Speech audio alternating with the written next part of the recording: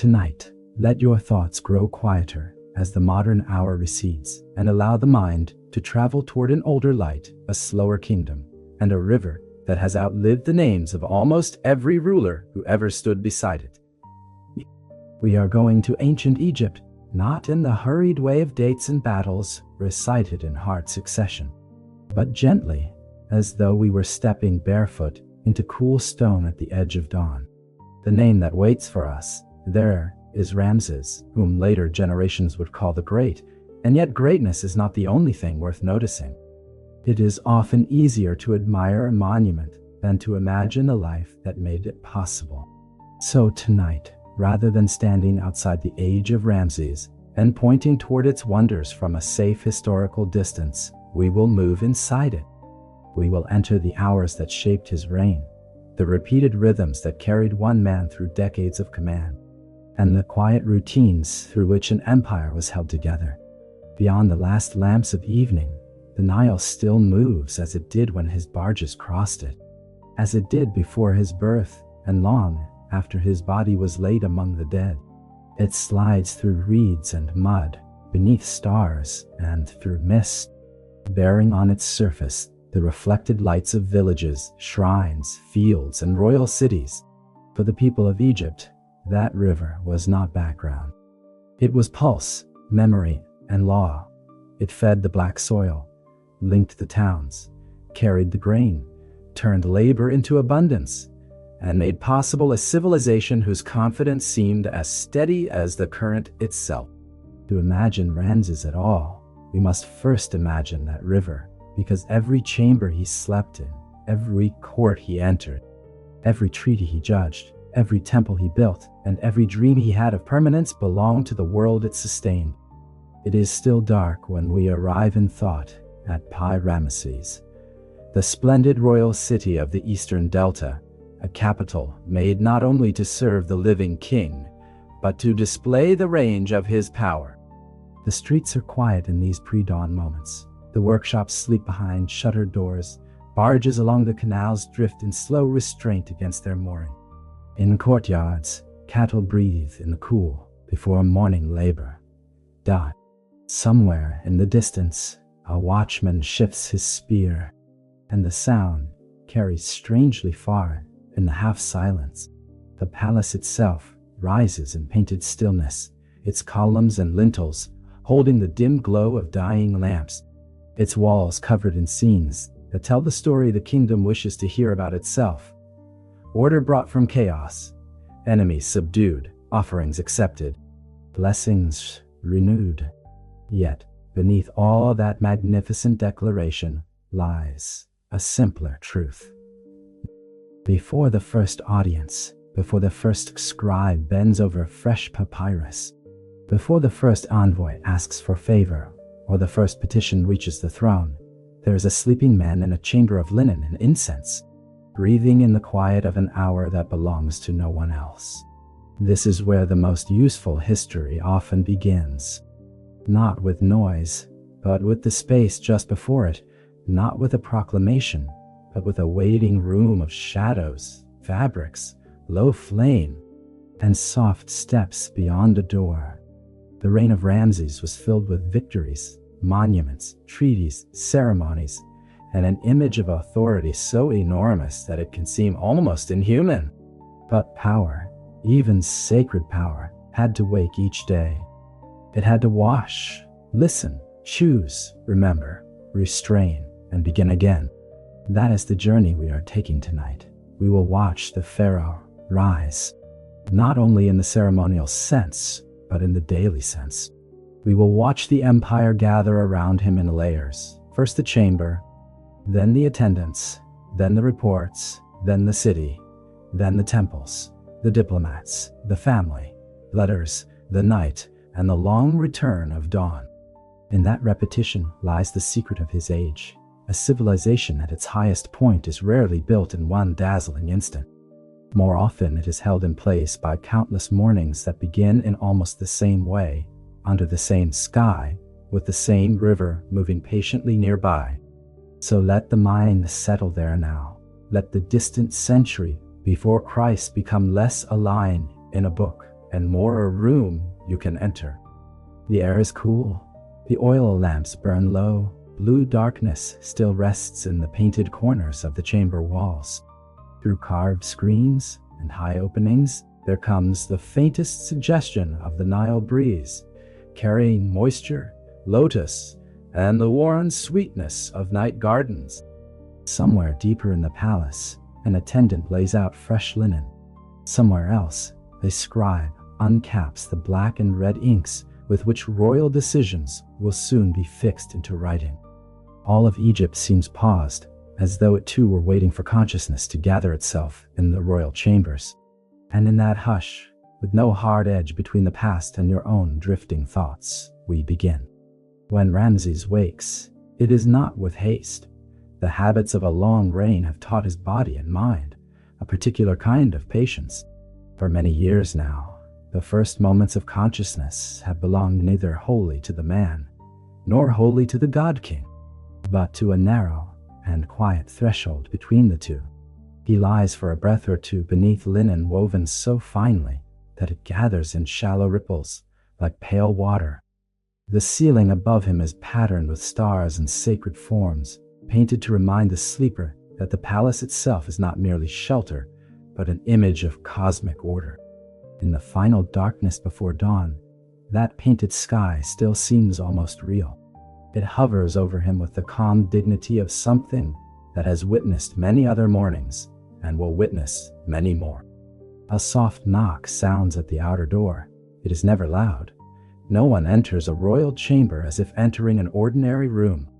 Attendants come in measured silence, carrying warmed water in polished vessels, folded cloths, oils sealed in small jars, and the objects required for the transformation that must occur before the king is seen. Their families may have served the court for generations. Their movements have been practiced into a kind of graceful invisibility. Each man knows where to stand, when to bow, when to wait. Even in these first moments, the palace functions with the seamless discipline of a world in which rank, duty, and ritual have settled into the bones of everyone who lives within it. The cleansing begins before much is said. Warm water touches the skin. Oils scented with lotus, cedar, or imported resin are worked over hands, arms, shoulders, chest. Towels of fine linen dry away sleep and leave behind the quiet freshness required for ceremony. If there are old scars on the body, and there may be, from campaigns fought in younger years, they remain as private witnesses beneath the ordered surface of royal appearance. The attendants do not linger over them. They have long since become part of the known geography of the king's body. Marks hidden under golden cloth, reminders that before age and monumental dignity, there were horses, dust, shouting, bronze, and the far edge of danger. Now those memories rest under the discipline of the morning. Outside the palace, the city is beginning to stir. Through a high opening, there comes the faintest echo of boatmen calling to one another, of animals shifting in their pens, of the first labor in bakeries where bread will rise with the light. But here within the chamber, the mood remains slow and enclosed. A tray is brought with figs, dates, perhaps a small cup to wet the mouth. Though the true meal will wait, another attendant arranges the garments that will soon create the public body of the king. Each piece lies prepared with a care that would be excessive for anyone else and entirely ordinary here. The pleated kilt, the broad collar, rings and bracelets, the belt clasped with royal insignia, the false beard with its sacred association, the chosen crown for the day ahead. None of these objects is simple decoration. Each one speaks. Each tells the court, the city, the foreign eye, and the gods themselves what sort of presence is about to cross the threshold. As Ramses sits up and lets the last of sleep fall away, the room subtly changes. It is not only that he is awake now, it is that everyone else in the chamber adjusts around that fact. The attendants become even more precise. The air itself seems to tighten. This is the first daily confirmation that kingship continues, that the center holds, that the great machine of Egypt still has its visible heart. Yet, for all the symbolic weight, the scene remains intimate. A hand offers a cloth, another steadies a vessel. Someone kneels to fasten what must be fastened. In these actions, there is care, professionalism, and something like reverence. The world outside will soon receive a ruler wrapped in signs of divine authority. But just now, before the crowns and petitions, there is only a man being prepared for an immense day by those who know that perfection in small details helps protect the illusion and the truth of power alike. When the grooming begins, the silence deepens once again. Hair and beard are shaped with exact attention, skin is smooth. Jewelry is set where it will catch the right light. The broad collar rests over the chest like a controlled sunrise of stone and metal. The kilt is folded and secured. A belt bearing names and symbols sits not only as ornament, but as proclamation. At last comes the selection of the crown, and here the day announces itself more clearly. The choice may depend on ceremony, on politics, on message, on the balance between martial readiness and serene kingship, between public reassurance and sacred display. Whatever form it takes, the moment the crown settles onto the royal head, something completes itself. The chamber no longer holds a waking body, it now holds pharaoh. Yet even this completion does not happen with drama. It arrives the way dawn arrives over the Nile, gradually, undeniably, without strain. The attendants step back for a heartbeat or two, no one speaks. It is enough to see the transformation finished. And in that stillness lies one of the great truths of ancient rule. Power often depends less on the sudden gesture than on the flawless repetition of familiar forms. Today, as on so many mornings before it, Ramses has crossed from private darkness into public meaning. Soon reports will come. Scribes will bend to work, and the city will feel the presence of the crown. But for one last moment, the chamber remains quiet, perfumed and cool, holding its completed image of kingship before it opens to the day. The first formal voices of the day belong not to priests or ambassadors, but to the men charged with watching while others sleep. Ramses receives them before the palace has fully warmed with sunlight, in a chamber smaller than the public halls, yet official enough that every word may matter later. The commanders of the night watch kneel, rise, and deliver their briefings in language sharpened by habit. They speak of the palace gates, the sacred precincts, the granaries, the river approaches, the patrol routes through the sleeping quarters of the city. Their reports are not exciting, and that is precisely why they matter. To rule a kingdom of this scale, one must begin by confirming that nothing has slipped in the dark. The lead commander reports that the night passed in peace. Torches were changed without incident. Storehouses remained secure. No sign of theft in the temple districts. No fire in the market quarter. No unusual movement on the waterways nearest the capital. Ramses listens with the alert calm of someone long accustomed to hearing in ordinary statements first hints of future trouble. He asks small questions. Were the river guards complete in number? Did the southern gate report any delayed arrivals? Have the scribes of the warehouses confirmed their tallies? None of this is theatrical.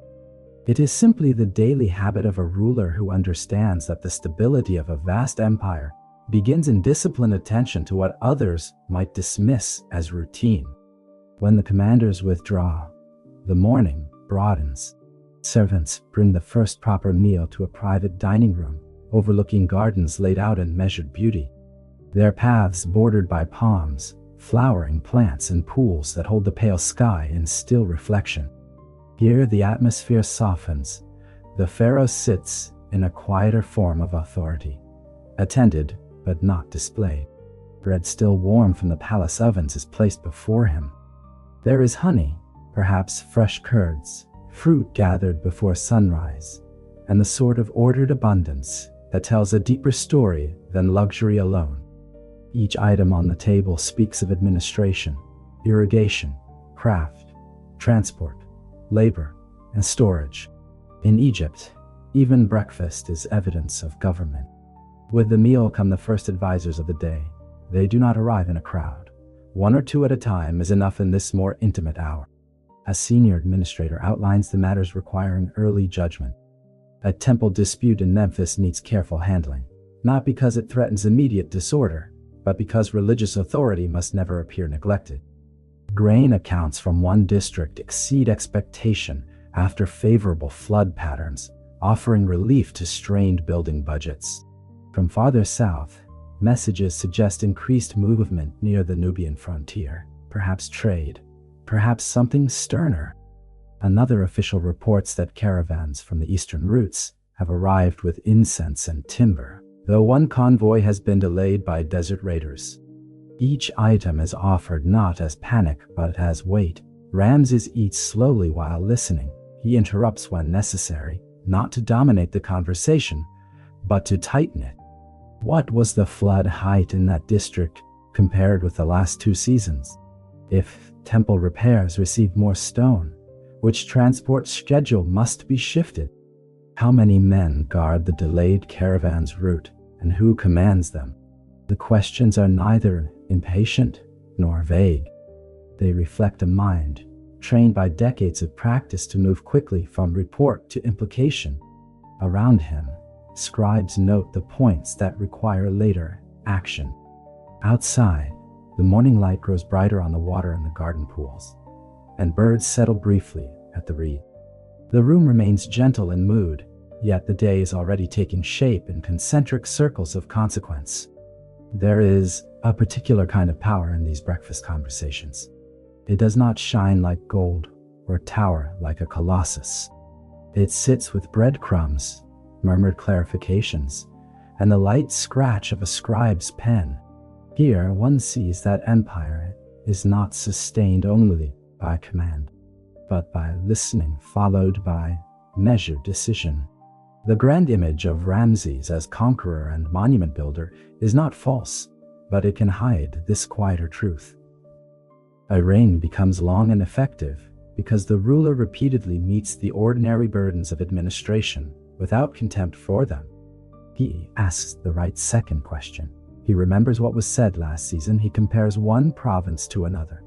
He notices how a small delay in transport may become a shortage in stone, or how a modest tax concession may preserve loyalty more effectively than a show of force. When the final dish is removed and the advisors conclude their first briefings, there is a pause before the public phase of the day begins. Ramses may glance through the open view toward the gardens, where attendants move among shade and light, where the first full warmth of the morning has not yet become severe. This small interval matters. It is one of the daily return points to something almost humanly still. The larger world of petitioners, protocol, and performance waits just beyond it, but not yet. For a few breaths, the king remains simply seated, nourished, informed, composed. Then the transition begins. More officials gather. The regalia is checked once more. The scribes reorder their papyrus rolls. Doors farther down the corridor are opened in sequence. By the time Ramses rises from the table, the palace has fully awakened, and the day is ready to see him. The walk to the throne room is itself a ceremony, though one so familiar to those who witness it daily that its complexity may almost disappear beneath habit. Corridors lined with painted scenes and inscribed victories carry the king forward through the carefully staged geography of power. At intervals, priests, guards, and chamber officials bow in prescribed form. Petitioners waiting farther off lower their eyes or flatten themselves to the floor, depending on status and distance.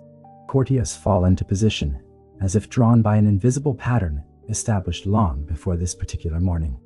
By the time Ramses reaches the final approach to the hall of audience, the private man has been entirely absorbed into the public body of kingship.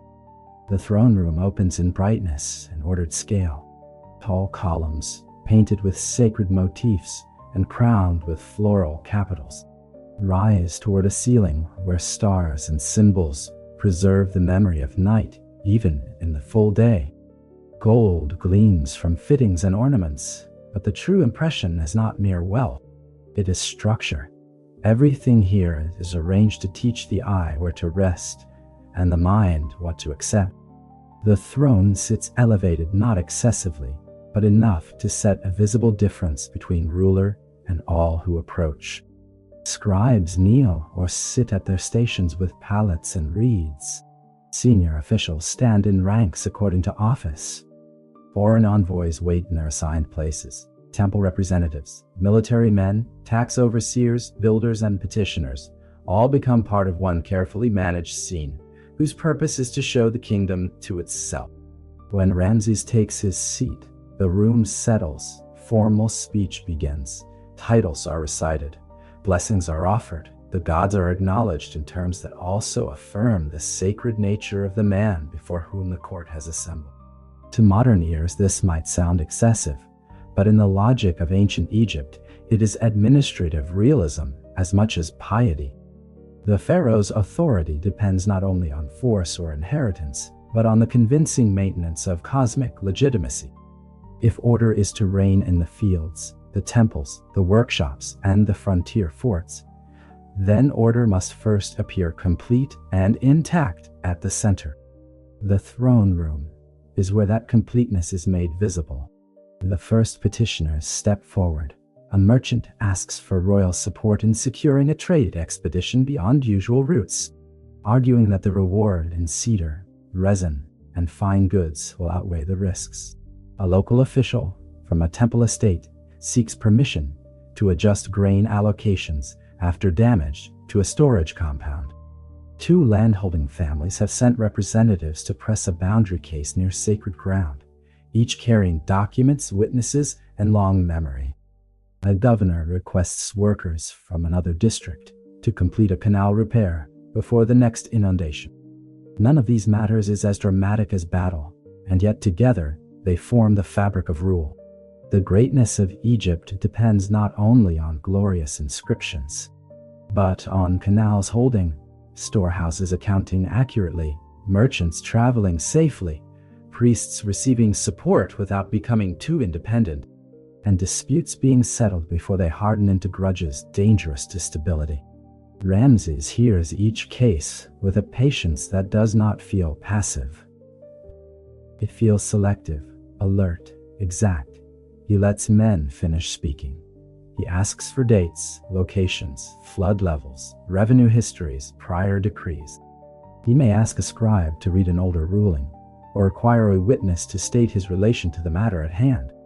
Sometimes the answer is immediate, sometimes it is deferred pending inquiry, but even delay, when used well, becomes a form of governance. A king who answers too quickly may please the room and damage the kingdom. Ramses has long since learned the dignity of measured judgment. Around the edges of these proceedings, the sounds of administration form a soft music of their own. Reed pens scratch over papyrus. Sand is shaken lightly over wet ink. Jewelry sounds against linen as officials bow and straighten.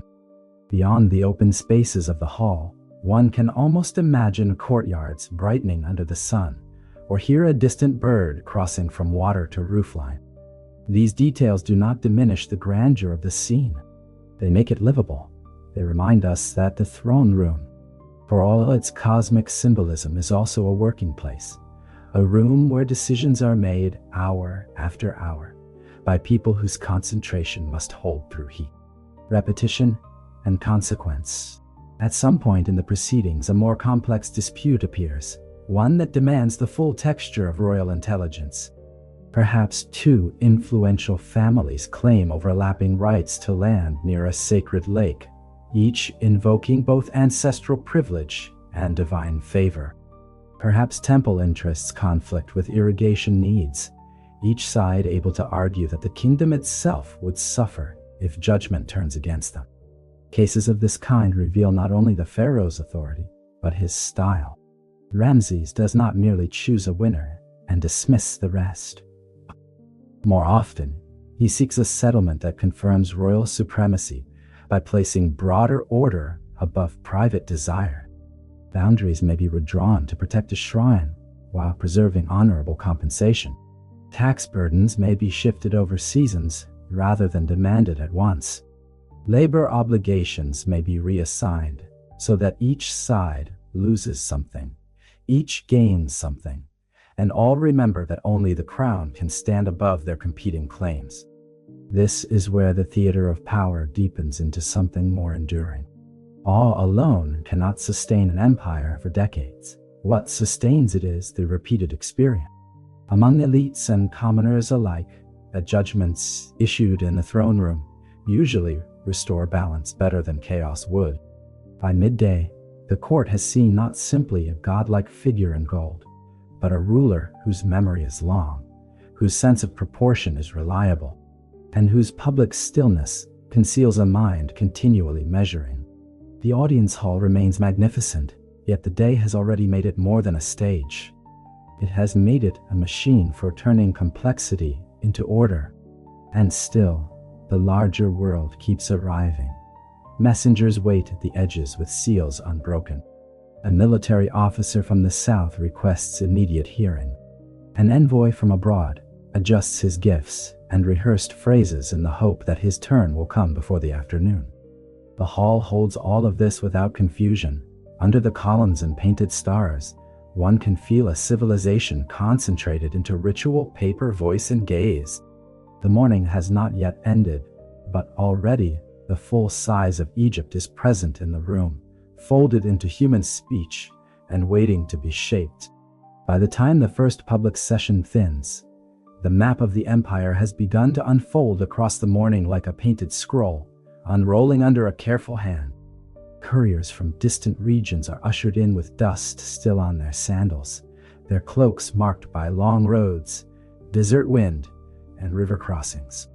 Each carries a packet of information tied and sealed, and behind each packet lies a web of labor, uncertainty, and local knowledge gathered far from the glittering center of the court. Ramses receives these messages not as interruptions, but as the steady pulse of a kingdom whose edges never quite sleep. A dispatch from the south speaks first of Nubia. There has been movement near the cataracts, not yet warlike, not openly hostile, but unusual enough to matter. Chieftains have gathered in greater numbers than expected. Gold output remains strong, but the roads by which that wealth travels north require more watchfulness. The commander responsible for the region reports that trade still flows, tribute still arrives, and local intermediaries remain cooperative. Yet, he senses a change in mood. Ramses listens without display. He knows that imperial oversight in the south depends on balancing intimidation with opportunity. Too heavy a hand risks revolt in lands whose resources are essential. Too light a hand invites testing. He asks whether the gatherings coincide with market days, ceremonies, or the movement of herds. He asks whether the roads are merely watched or actively threatened. A good ruler, especially in a world where messages travel slowly, learns to think in possibilities rather than conclusion. From the northeast come reports shaded by diplomacy. Hittite activity near the Syrian sphere is said to be within the bounds of ordinary preparedness, though the phrase itself is elastic enough to deserve suspicion. New cavalry drills, increased provisioning, envoys passing more frequently among vassal cities, all can be innocent, and all can be preparation. Ramses has lived long enough to know that the language of peace is often most elaborate when everyone is measuring the distance to war. Yet age and experience have also taught him the price of panic.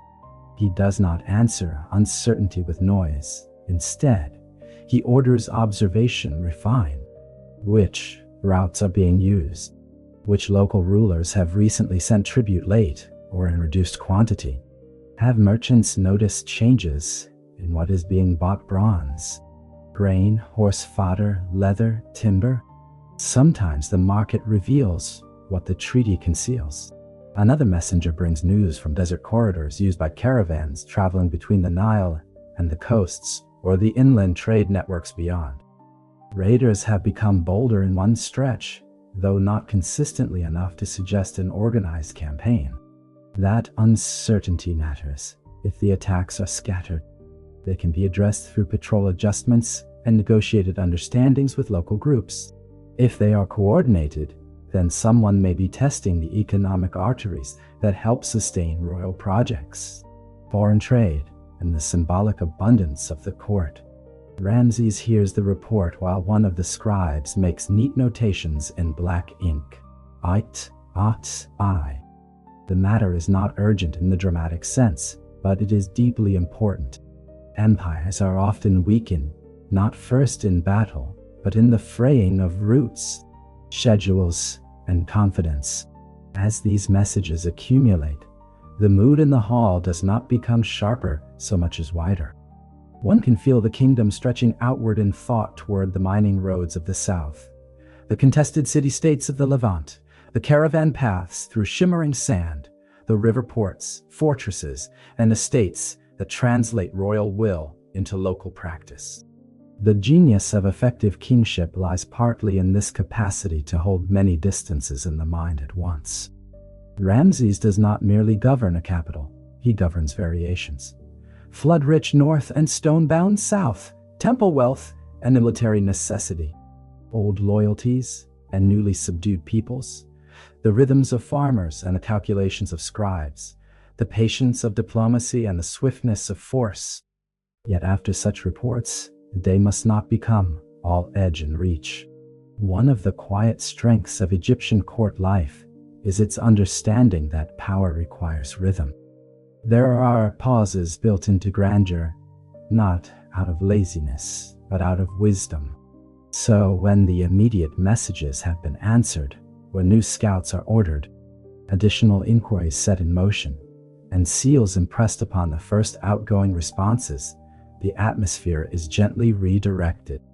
Ramses rises from the formal place of judgment and moves outward through the city, not in secret, but in procession, though not always in the most ostentatious manner. The return to human scale is deliberate. Pi-Ramesses receives him in daylight now. The city is fully awake, and it is perhaps here, as much as in the throne room, that one sees what a long and prosperous reign can feel like. Streets run between workshops alive with craft. Potters turn vessels whose smooth forms will carry oil, wine, grain, and water through households high and humble. Metalworkers hammer bright edges into tools, fittings, ornaments, and weapon parts. Textile workers draw threads into cloth so fine that it seems almost impossible that such softness begins in plant fiber and labor. Carpenters shape imported woods into furniture, boxes, chariot parts, and ceremonial objects. The city is not silent, but its sounds form a kind of ordered hum rather than a clamor. Here is the breath of empire in ordinary motion. Children glance toward the royal procession from thresholds or behind the skirts of adults. Merchants pause long enough to bow or place a hand over the chest. Priests, crossing a side street, lower their eyes. Laborers straighten, then bend again to work once the moment passes. There is respect here, but also something steadier than fear. Successful rule, especially over many decades, creates habits of trust in material things. Roads repaired, water channeled, grain stored, taxes predictable enough to be hated, but survivable. Shrines maintained. Soldiers present but not constantly marauding through domestic life. When a city breathes easily, under royal authority, that ease becomes one of the strongest forms of political legitimacy. The procession passes open spaces where barges are loaded, where fish glint in woven baskets, where scribes in smaller administrative offices sit beneath shade awnings tallying goods and labor assignments. Everywhere the day reveals the same truth from a different angle. Egypt is not only a story of kings, but of systems refined until abundance can appear natural. Ramses sees these things not as curiosities, but as confirmations. A ruler who never looks upon the labor that underpins his own splendor risks becoming blind behind his inscriptions. Ramses, whatever else he may be, has lived too deeply inside statecraft for that kind of blindness. Soon the streets give way again to the monumental horizon of his reign. Beyond the markets and canals, beyond the living city, rise the construction grounds and temple precincts where the ambitions of eternity are being carved in dust, stone, and repeated blows of patient tools. The soft reset of urban life has done its work. The mind is ready to behold something larger once more. At the temple works the scale of royal imagination becomes visible in matter. Even from a distance, before one can make out the details of carvings or hear the calls of overseers, there is a feeling of immense intention pressing upward from the earth. Ramps, scaffolds, sledges, teams of men, stacks of worked stone, masons bent over relief surfaces, painters grinding pigments in shaded corners, surveyors checking lines by cord and plumb-all, are caught within one vast choreography whose pace is slower than drama and more enduring than it. Here, in the drifting light and powder of cut stone, a rain attempts to outlast flesh. Ramses moves through the sight with the authority of patron and with the attention of a man who has spent enough of his life among builders to understand more than ceremony alone. He asks after deliveries from quarries far upriver, after the condition of ramps during the last transport stage, after the fit of joints where one block meets another. He studies how deep the foundation trenches were taken in a particular portion, whether a decorated wall can sustain additional carved registers, whether the sequence of divine scenes on a processional route tells the story in the order it ought to be read. These questions are not theatrical displays of competence. They arise from long familiarity. Temple building in Egypt is not an isolated expression of piety. It is administration, engineering, ideology, labor management, artistic direction, economic distribution, and memory construction all at once. The men who answer him speak in the language of weight, angle, schedule, and symbol. One master builder explains that a shipment of harder stone was delayed, but has now reached the river staging point, allowing the next set of relief panels to proceed without further interruption. Another points out a decorative problem in a column hall where earlier design proportions make the current register feel crowded unless the spacing is adjusted. A sculptor, dusted pale from his work, bows and shows a partially finished face of the king emerging from the rock, not yet polished, but already carrying the strange stillness of royal image. The craftsmen know that these works are for the gods, for the living population, for foreign eyes, and for centuries not yet born. Ramses knows it too. That shared understanding gives the site a seriousness beyond ordinary labor. And yet, like all truly grand undertakings, it is built out of very small, repeated acts. A hammer lift, a line scored, a basket carried, a rope tightened, a measurement checked again, then checked once more because error in stone is a different kind of time. Around the edges of the work, support systems hum quietly. Water bearers, bread carriers, record keepers, tool maintainers, guards, physicians, scribes who tally labor and materials, priests who ensure the symbolic correctness of what is being raised. No monument stands alone. It rests upon an invisible city of organization. For that reason, temple sites reveal the truth of empire almost as clearly as courts do. They show what happens when wealth, authority, religion, skill, and patience all move toward one form. Ramses pauses before a wall where reliefs already completed catch the angled light. There, he is carved larger than surrounding figures, as custom demands, speaking to the gods, smiting enemies, offering mat, receiving life, stability, dominion. To modern eyes, the repetition can seem excessive. To Egyptian eyes, it is structural. Repetition is not lack of imagination, it is reinforcement. The king must be shown again and again doing what keeps order in being. The wall becomes a liturgy in stone. The visual language trains memory. not unlike ritual speech.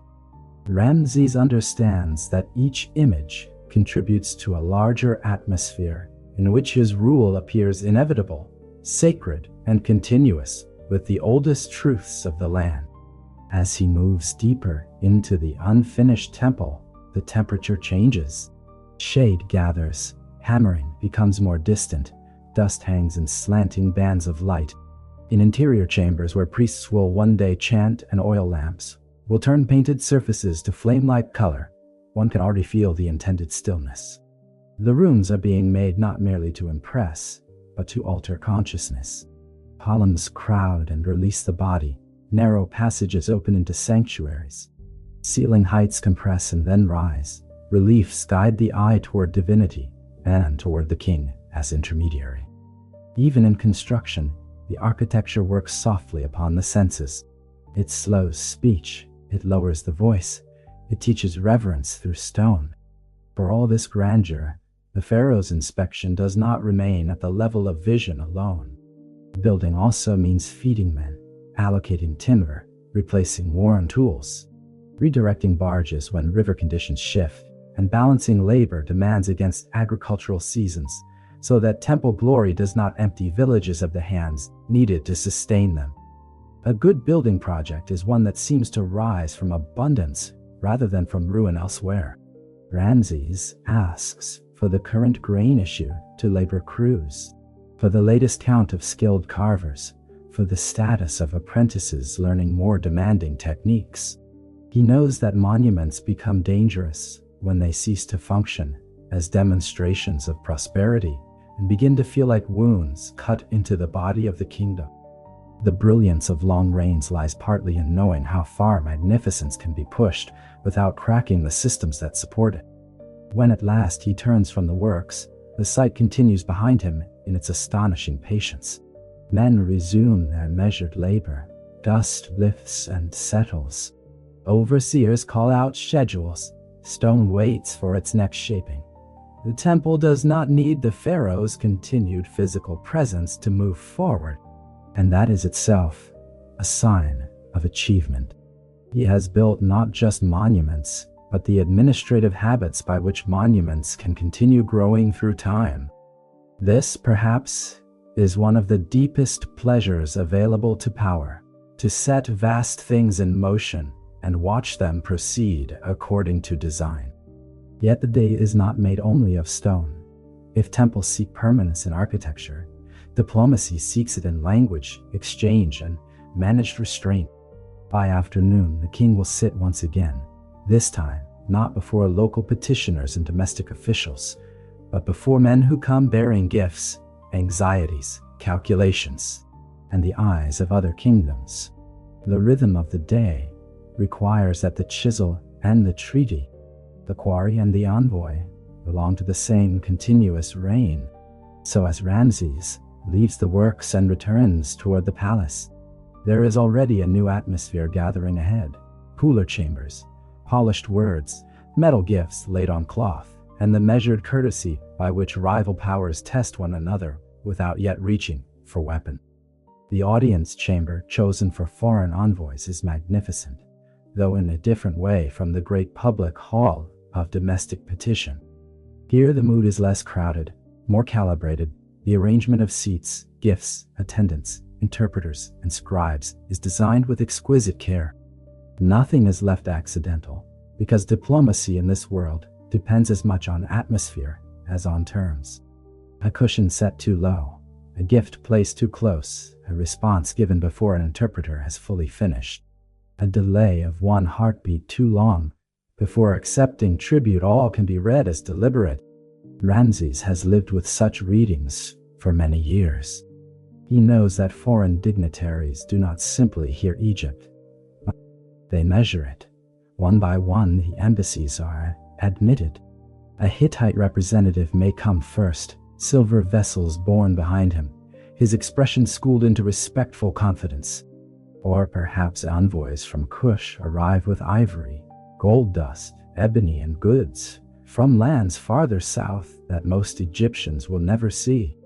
Men from coastal cities bring fine oils, worked metal, purple cloth, timbers, or intelligence packaged within courtesy. Each delegation carries visible gifts and invisible requests.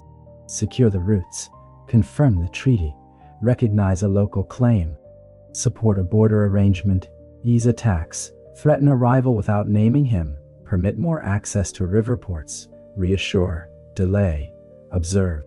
Ramses receives them from a posture that has become second nature. Still enough to suggest total self-possession, attentive enough to imply mastery rather than boredom, grave without hostility.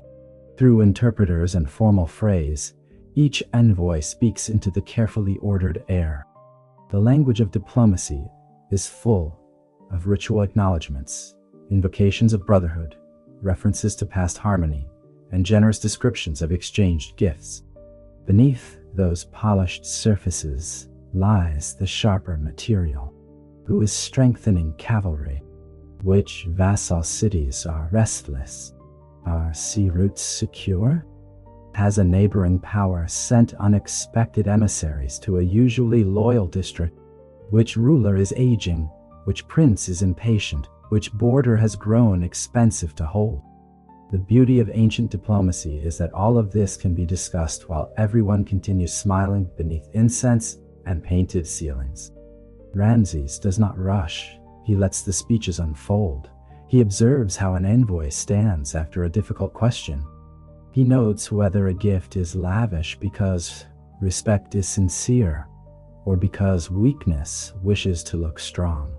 He remembers older messages, broken promises, overdue tribute, sudden generosity. A long reign gives a ruler an advantage no youthful force can easily replace. Memory seasoned by pattern.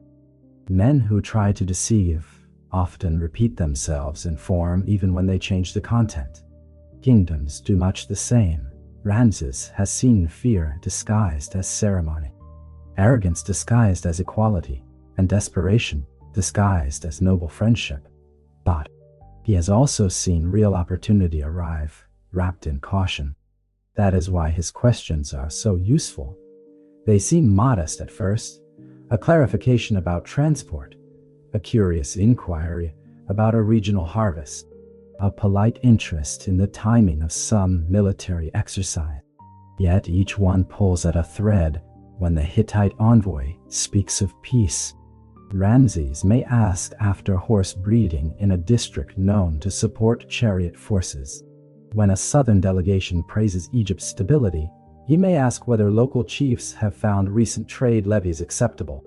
When coastal representatives request anti-piracy cooperation, he may inquire who profits most from recent disruptions.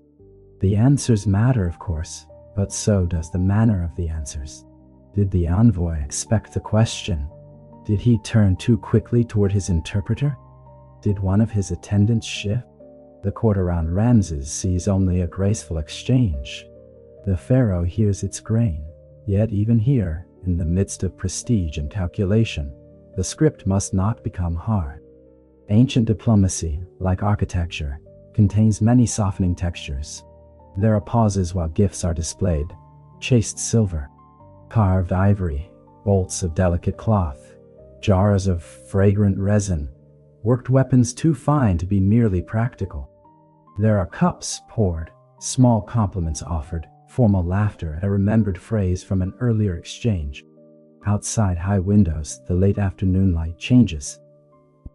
Shadows grow longer in palace courtyards. Somewhere beyond the chamber, a fountain or basin catches the breeze. The foreign world, so full of tension at a distance, becomes here a room of measured voices and shining objects.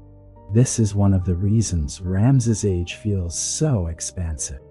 Egypt stands at a point where military strength, economic richness, and cultural confidence allow it to receive the world without seeming hurried by it. Diplomats come not only because they must, but because Egypt matters.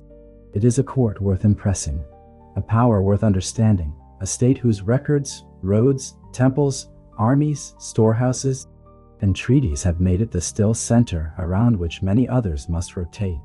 Ramses does not need to announce this. The room announces it for him.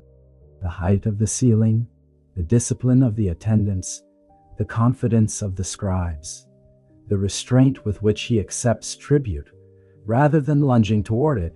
These things speak more persuasively than boasts.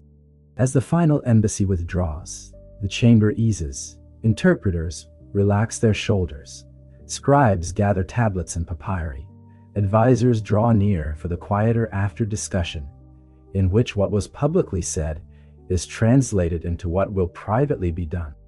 Perhaps a shipment will be encouraged, a frontier command reinforced without spectacle, a marriage negotiation reconsidered, a governor warned to watch a neighboring prince more closely.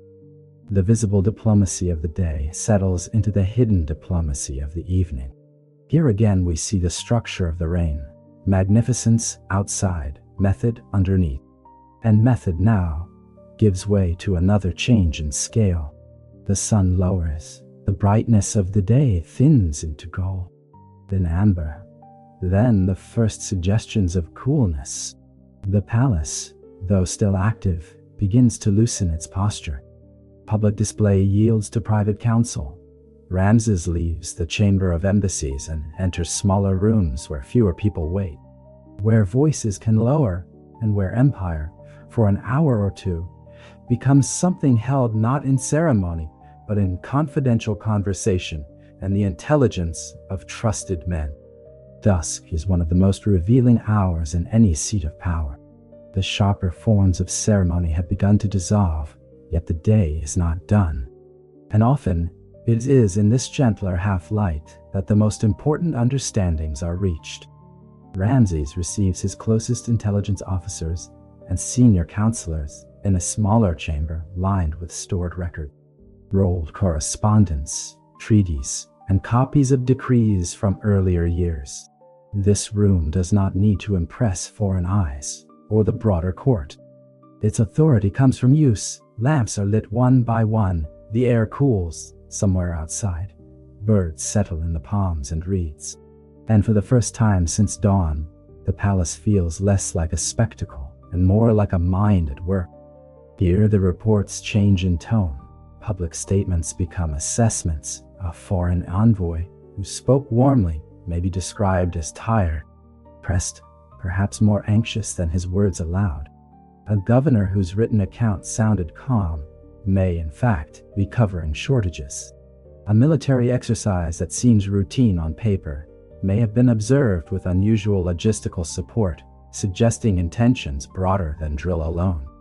Merchants returning from long routes sometimes know things officials do not yet know, simply because people speak freely near those who buy and sell. Priests hear different truths. Caravan leaders notice what taxes reveal. The river itself can report, if one knows how to read delayed shipments and altered traffic. The intelligence chief lays out these fragments with care, and Ramses listens as though arranging weighted pieces on a scale. He does not ask merely whether something is true. He asks what kind of truth it is: temporary, local, manufactured, profitable to someone, likely to spread. One of the great differences between a short reign and a long one is that a seasoned king becomes difficult to frighten in the wrong direction. He knows that rumors travel faster than armies, and that overreaction can do an enemy's work for him. So he learns to distinguish noise from pattern. If Libyan raiders have grown bolder, is that because of desperation after poor seasons, because a rival power has quietly armed them, or because Egyptian patrol cycles have become too predictable? If Hittite representatives speak softly, while northern reports grow less comfortable, is a treaty failing, or merely entering one of its periodic stretches of tested patience? The chamber of private counsel exists to keep such questions from being answered too quickly. And then, because even a king cannot think without some return to warmth, the evening meal is announced. This is not the formal abundance of a festival or diplomatic banquet, but the steadier domestic meal of a royal household that has lived together under the pressure of politics for many years. Nefertari is there, whether in full youth or in the more composed dignity of mature influence, depending on where in the reign we choose to rest our imagination. Either way, she brings with her an intelligence of court life different from that of generals or administrators. She knows the weather of people. She hears what women say when power has left the room. She senses where vanity has become grievance, where ambition has dressed itself as piety, where loyalty has cooled into politeness. In many courts, such knowledge remains unrecorded and therefore underestimated. In truth, it is often one of the most valuable forms of political weather. The royal children, too, are present or spoken of, sons trained toward military and administrative responsibility, daughters whose marriages, influence, and ritual roles matter to dynastic cohesion. A long reign is always shadowed by succession, even when no one says the word aloud. At table, the discussion may touch lightly on a provincial command, a temple appointment, a planned inspection, a marriage, an architectural dedication. Yet, beneath these conversational surfaces lie the same enduring questions. Who is ready? Who is reliable? Who reads a room well? Who is loved? Who obeyed? Who merely tolerated? Family life in a ruling house is never only family life. Affection and strategy are braided too tightly to separate. Still, the mood of the table remains one of deep relief compared with the court. Food arrives in ordered ease. Conversation can pause without ritual consequence.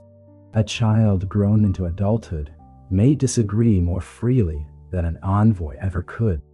Nefertari may offer an observation that makes Ramses smile in a way impossible on the throne.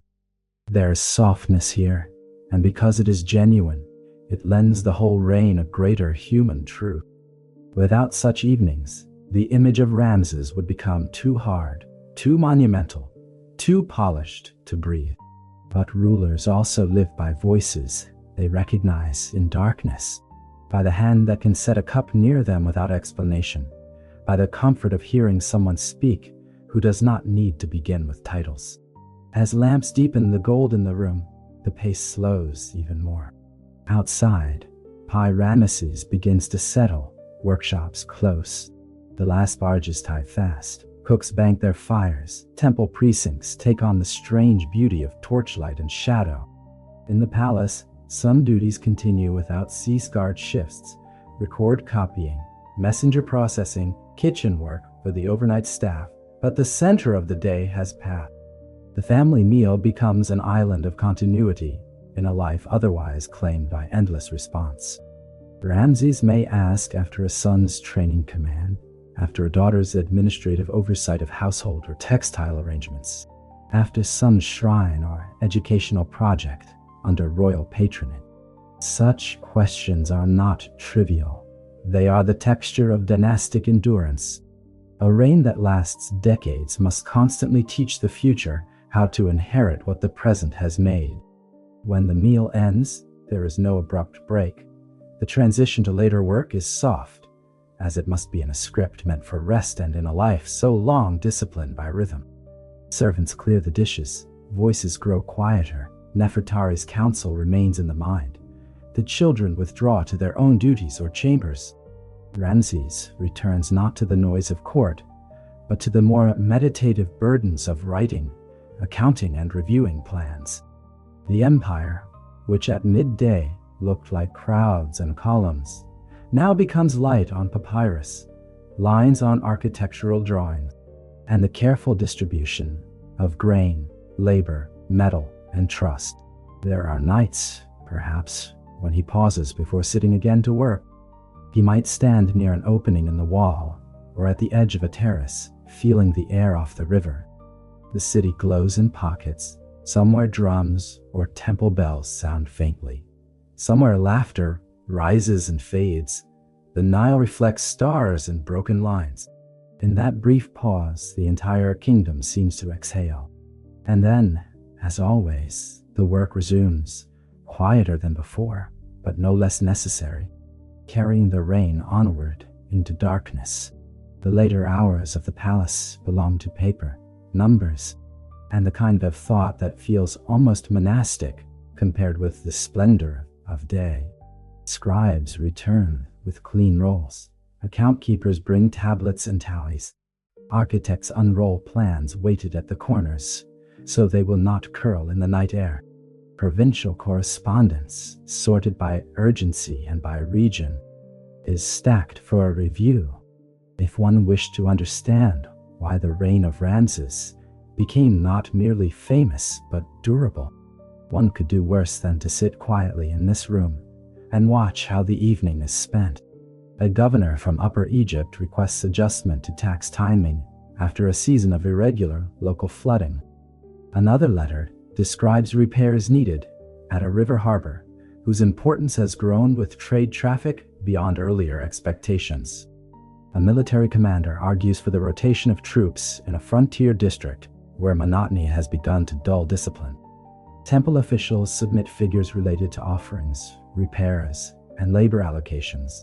Overseers of royal works compare projected stone consumption with actual delivery capacity. And the difference between those two columns may matter more than any inscription later carved to celebrate completion. None of this is glamorous. All of it is sovereignty. Ramses moves through such material with the long endurance of a man who has made administration part of his physical being. Some replies he dictates immediately. Others he delays until a second report can confirm or complicate the first. He knows that written orders have a life beyond the room. Once copied, sealed, and dispatched, they travel into villages, workshops, forts, harbors, and temple complexes where they will become someone's burden, someone's relief, someone's command, someone's opportunity. To write carelessly is to rule carelessly. The scribes who record his words understand this, and their concentration reflects it. They must catch the exact balance of firmness and flexibility, the tone appropriate to a governor versus a general, to a temple administrator versus a foreign ruler. Financial reports are reviewed with equal seriousness. The numbers describe abundance, but abundance in empire is never as simple as overflowing granaries. Wealth must move. It must be directed, stored, spent, and justified. Gold from the south, grain from the valley, crafted goods from workshops, tribute from vassals, levies from trade, labor from corvée obligations, all must be translated into roads, walls, temple offerings, military pay, transport, rations, diplomatic gifts, and domestic stability. A prosperous kingdom may still fail if its distribution grows erratic or unjust enough to erode confidence. Ramses asks where reserves stand, which building accounts have risen unexpectedly, whether military expenses on one frontier now justify diplomatic pressure elsewhere to reduce the chance of a second strain. Architectural plans enter next, and with them the strange pleasure of a ruler who can think simultaneously in stone and paper. Here, temple frontage may need widening for visual balance. There, a processional court should accommodate larger ritual gatherings. A harbor redesign might improve both trade handling and defensive oversight. The extension of a hall at Karnak or the refinement of a facade at Abu Simbel are never merely decorative questions. Architecture in Egypt is policy in stone. It directs labor, impresses foreign envoys, reassures subjects, honors gods, preserves memory, and binds later generations to the image of the reign. Ramses studies these drawings not as an idle patron, but as someone who understands their afterlife. The night grows fuller, lamps are trimmed. Outside the chamber, the palace quiets to a lower register. Yet in this room, the empire remains intensely awake. One can almost feel it flowing through messages and marks. The copper of Sinai, the cedar of Lebanon, the grain barges of the Nile, the labor camps near quarries, the old priesthoods, the new settlements, the fort commanders, the caravan leaders, the artisans, the judges, the tax clerks, the sailors, the royal women, the foreign courts, the gods. All of them meet here, reduced for a moment to writing and decision, before being released again into distance. What makes this late work especially soothing, perhaps, is its steadiness. Unlike battle or ceremony, it contains very little surprise in form. One text follows another, one seal gives way to the next. One measured response settles beside another. The continuity itself becomes a kind of music. The pharaoh, though surrounded by unimaginable privilege, is also bound to repetition more completely than many of those he rules. Every day demands attention. Every season modifies the same enduring concerns. The empire may seem vast and brilliant in public, but in private it often advances line by line. Eventually the pace must slow. Even the strongest ruler cannot remain entirely in motion.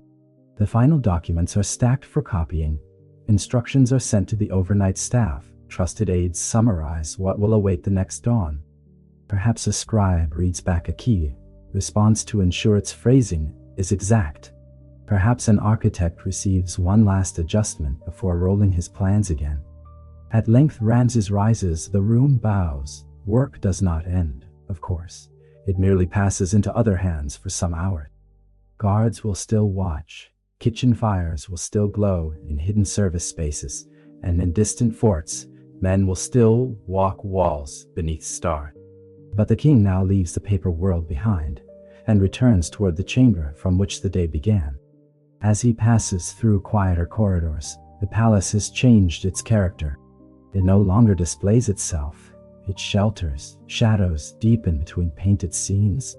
Oil lamps throw soft halos that do not reach the high ceilings. Footsteps sound more distinctly on stone. Somewhere water falls in a basin or moves gently through a channel built to cool the air. This return is one of the great unnoticed elegances of palace life.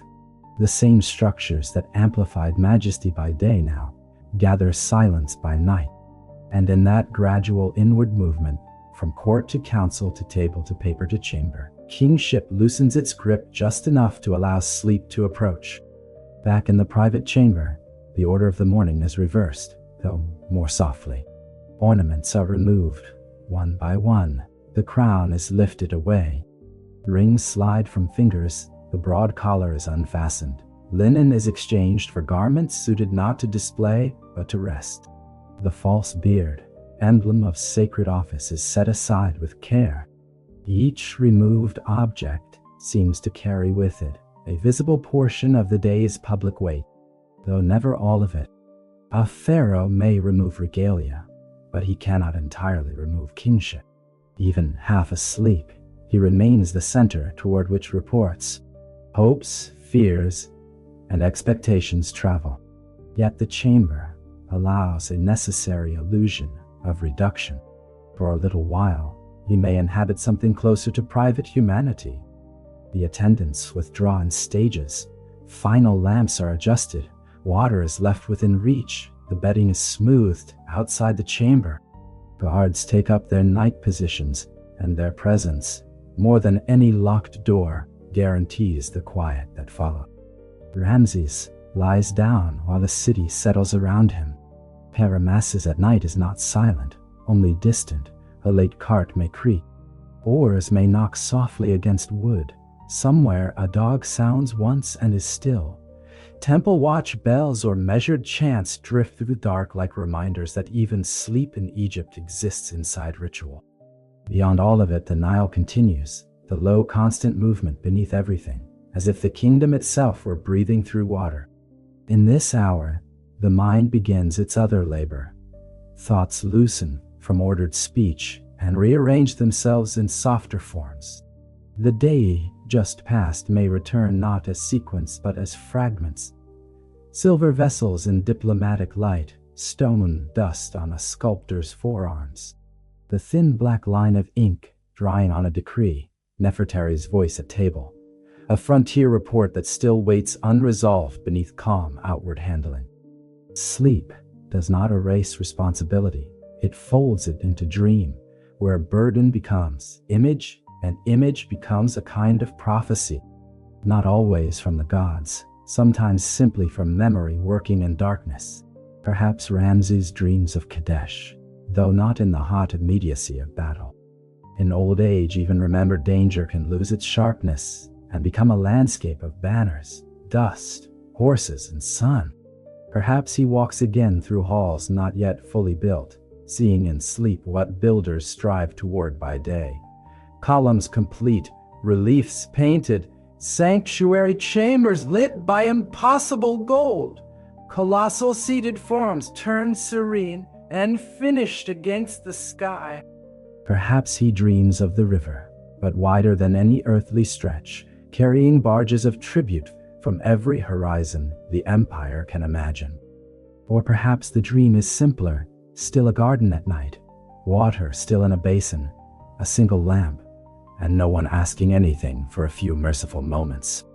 The body rests while the structures of rule continue. Along frontier walls, soldiers keep watch beneath constellations older than dynasties. In provincial storehouses, guards listen for thieves among grain bins and sealed jars. In temple compounds, priests complete the last motions of ritual and prepare the first ones of mourning. In workshops, embers darken. In homes along the Nile banks, families sleep under woven coverings, trusting that canals will hold. Taxes will not break them this season, and the roads will remain passable enough for trade and exchange. This trust, uneven and imperfect though it must have been, is one of the hidden measures of successful kingship. A people able to sleep is not a small achievement when dawn eventually begins to collect itself again beyond the chamber walls. It does so without novelty. That is one of the deepest truths of long power. Great reigns are remembered for singular things, battles, temples, treaties, colossal statues, but they are lived through recurrence. Another day comes, another washing, another briefing, another sequence of judgments and calculations and offerings and plans. To a man less fitted to rule, such repetition might feel like confinement. To Ramses, it has become form, perhaps even comfort. Repetition means continuity. Continuity means the realm still obeys a rhythm in which he remains central.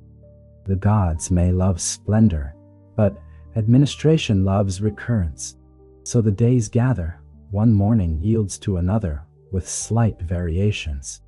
A new envoy, an altered flood, a different shortage, a more favorable report from one garrison and a less reassuring one from another. New plans for a facade, new appointments in temple offices, new sons and daughters taking fuller places in public life, new artistic techniques entering the workshops, new concerns about sea routes or caravan protection. And through it all, the same architecture of time continues. Dawn chamber, transformation, reports, breakfast council, throne room, petitions, messengers, city, builders, diplomats, private advice, family, correspondence, night, dream. The reign becomes not only a span of years, but a wheel turning within itself. This repetition is not laziness in the story. It is the story. The greatness of Ramses lies partly in his ability to do well what must be done again. Monumental ambition matters, military memory matters, diplomatic confidence matters, but beneath all of them lies endurance of attention. He wakes, he listens, he asks, he weighs, he decides, he records, he repeats. History often celebrates the exceptional day and forgets the 1,000 steady days that made it possible. But if one wishes to understand why this reign filled the landscape with such confidence, one must grow intimate with recurrence. One must feel what it means for the same river to bear new light over the same kingdom for decades, while the same ruler continues to meet it. As sleep deepens and then fades, as one day hands itself to the next, the palace and the city together seem to form a single breathing organism. Its heart beats in ritual, its limbs stretch to frontiers and harbors, its memory rests in stone and papyrus, and somewhere within that breathing hole, Ramses rises again, not with the surprise of a new king, but with the seasoned stillness of one who has already carried the kingdom through many dawns, and will carry it through many more before the long work of legacy truly begins. Years pass almost invisibly when one lives inside ritual, yet the body always knows. In the later decades of Ramses' reign, the palace still wakes to the same patterns, the same courtyards, the same slow river air, but time has begun to alter the human center of that continuity. The features seen in polished metal or still water are more deeply lined now.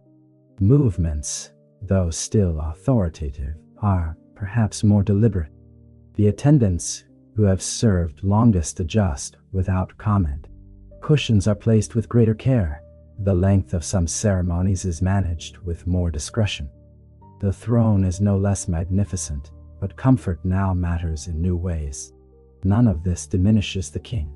Instead, it reveals another kind of grandeur, quieter than youthful force, ripeness. By this stage, the reign has grown far beyond any single campaign or construction order. It has become system, habit, expectation, and inherited confidence. Princes once young at the evening table now hold serious responsibilities. Some oversee temples, some command troops, some learn the discipline of records, estates, and provincial administration. Royal daughters, too, move within networks of ceremony, lineage, and court influence that help stabilize the enormous structure their father has built. Nefertari, whether present in life or lingering as beloved memory, depending on how late in the reign we imagine ourselves, remains woven into the emotional shape of the palace. The people around Ramses are no longer merely members of a household. They are the living extension of continuity. It is in these later years that the monuments take on a new meaning. Early in a reign, a temple can be a promise or ambition. Later, completed or nearly completed, it becomes witness. Abu Simbel stands in stern calm above the river, its giant seated forms cut from living rock with a confidence so immense that it borders on serenity. Karnak expands in layered grandeur, each edition both honoring what came before and insisting on the presence of the present king within the sacred chain of Egypt's rulers. Colossal images, processional ways, inscriptions, pylons, courts, sanctuaries, obelisks, reliefs alive with ordered symbolism, these no longer belong to imagination. They belong to the world. Pilgrims, priests, laborers, foreign visitors, and royal family members move through spaces that once existed only as intention in a mind and as lines on plans. Now, they stand beneath them. Ramses, walking such spaces in age, must have felt not only pride, but a different and perhaps stranger sensation that his life had already begun to turn into landscape. Stone was saying his name long before death. Walls were preserving scenes that future eyes would read without hearing the man's own voice. This is one of the deepest luxuries and one of the deepest lonelinesses of kingship. To become permanent while still alive is to begin in some sense to outgrow oneself. The inscriptions simplify, the images purify, the reign becomes easier to praise than to inhabit. Yet, because we have spent these hours inside the daily movements of the king, we can feel the other side of that transformation. Behind each colossal image, there were early reports, evening letters, tired eyes, adjusted budgets, small mercies, delayed judgments, recurring meals, the comfort of known voices, and the long discipline of choosing again the next morning. In the broader world, Egypt's place under Ramses has taken on the character of a settled summit. This does not mean all tensions disappear. Frontier concerns remain. Rivals still calculate. Trade routes still demand protection. Distant kingdoms still test boundaries in thought, if not in force. But the accumulated weight of decades changes how all this is perceived. A younger empire must prove itself daily. A mature empire is granted assumptions. Its treaties matter because memory supports them. Its envoys are received with care because its retaliation, should it choose to answer insult, is already imaginable. Its goods command value because generations of buyers have learned their quality. Its administrative language spreads because others trust its records. The zenith of civilization is often not a single burst of power, but the point at which many systems believe. Logistics, labor, art, law, diplomacy, and food have all become equally reliable. This is the Egypt of the late Ramses, not merely a kingdom of impressive buildings, but a civilization moving in trained coordination. The Nile still floods, fields still answer, storehouses still fill and empty, priests still perform the old rites with renewed opulence, military garrisons still mark the edges of order, trade still links regions that might otherwise remain strangers. The royal household still mediates between the intimate and the political, and through all of it runs the sense that the world has become accustomed to Ramses. His name is no longer a new force, it is an atmosphere. There is tenderness in imagining him now in the same pre-dawn chambers where we first entered. The lamps are low as ever, the linen remains fine, incense still lingers, attendants still come with the same measured hands. Yet, the man they serve has become older than many dynasties' hopes. He has outlasted rivals, campaigns, fashions in policy, perhaps even the ambitions of sons. He has seen buildings rise from foundation trenches to finished sanctuaries.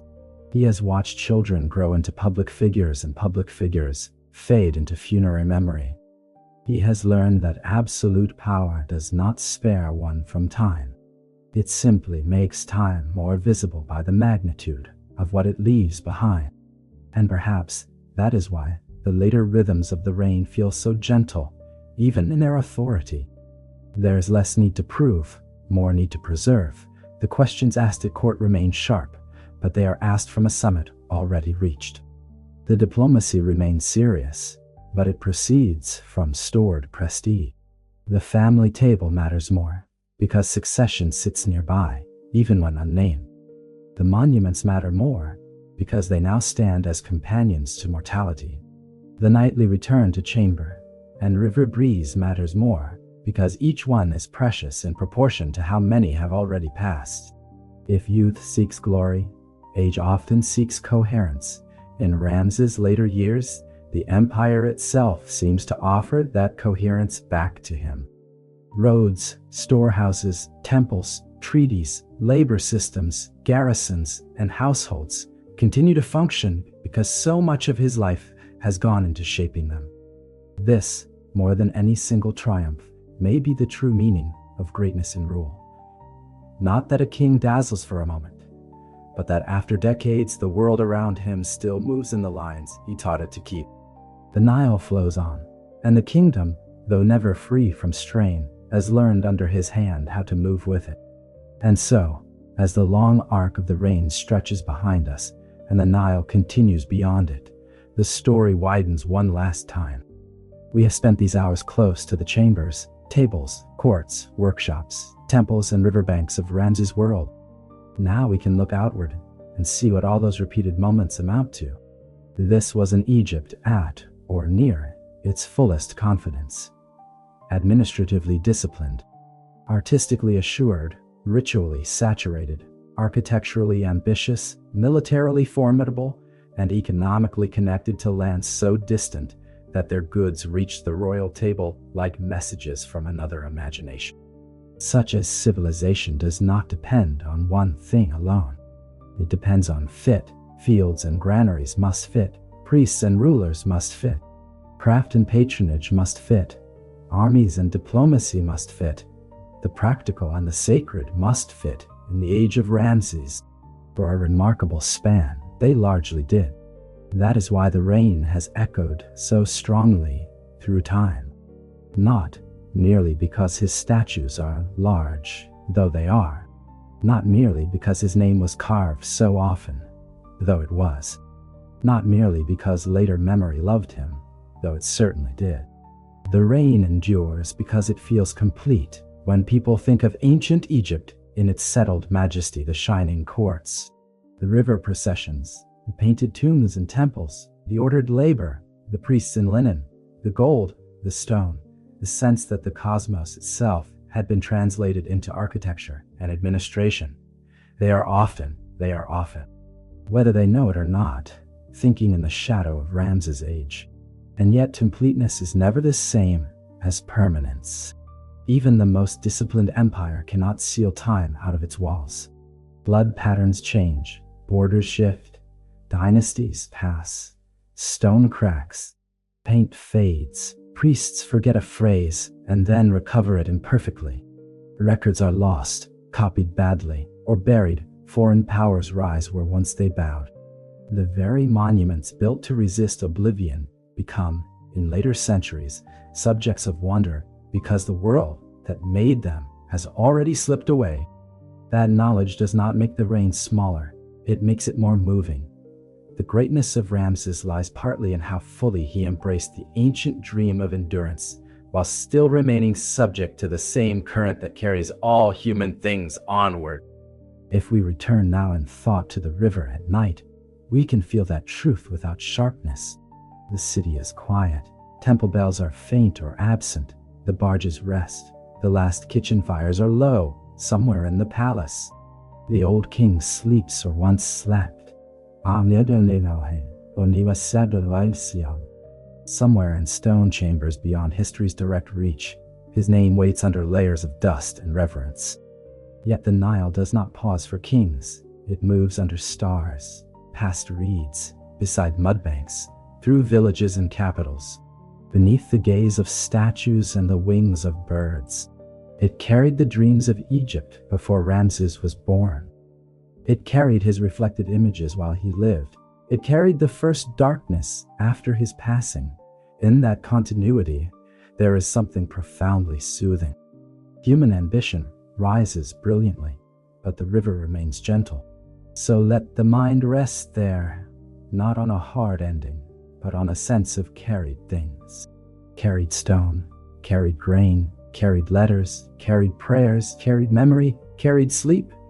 If you listen closely enough in imagination, you may hear the whole civilization moving at once, not loudly, but steadily. Scribes in shaded rooms, workers on ramps, priests before shrines, families along canals, soldiers under stars, merchants in harbors, children in courtyards, and at the center for so many years, one ruler rising again and again to meet the burden of a kingdom that believed order could be renewed each morning. The lamps burn low now, the painted ceilings darken into the color of distant sky. The carved stone of Abu Simbel holds the last warmth of day and then releases it to the night. The courts of Karnak empty into echo and shadow.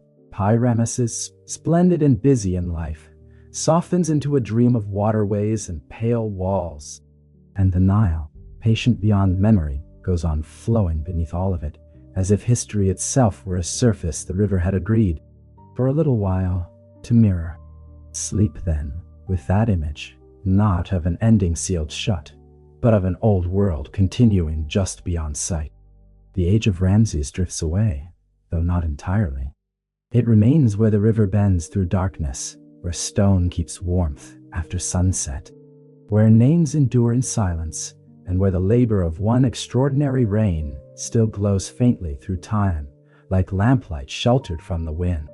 For even now, in the quiet after the story, one can almost imagine the first paling of another horizon over the royal city, another attendant lifting a lamp, another scribe unrolling fresh papyrus, another breeze crossing the river gardens before the heat of day.